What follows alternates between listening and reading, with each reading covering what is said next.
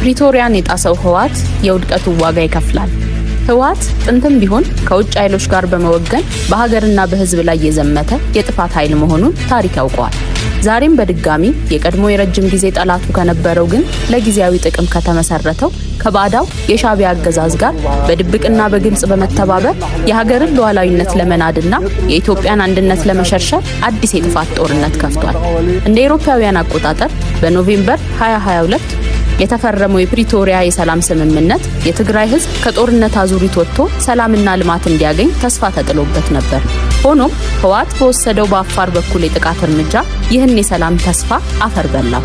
ይህ ጥፋት በተለይ የትግራይ ህዝብ ላይ ደግመው መከራ የከፋ ነው። ህወሓት ለግል ስልጣንና ጥቅም ሲል ህዝቡ ከስምምነቱ በኋላ ማግኘት የጀመራቸውን ሰላም፣ እርዳታና መልሶ ግንባታ የማጣትን አደጋ ላይ ጥሎታል። የትግራይ ህዝብ መሪዎቹን ተከትሎ ዳግም ለሚመጣው ውድመትና የውጭ ኃይል አሽከርነት ዋጋ እንዲከፍል ተፈርዶበታል። የኢትዮጵያ ፌዴራል መንግስት እስካሁን ድረስ ዓለም አቀፉ ማህበረሰብ እንዲመሰክረው በሚያስችል መልኩ በህወሓት ተደጋጋሚ ቅስቀሳዎች ላይ ከፍተኛ ትዕግስት አሳይቷል። ነገር ግን አሁን በዚህ ቡድን ላይ የማያዳግም እርምጃ ከመውሰድ የሚያግደው ምንም ኃይል የለም።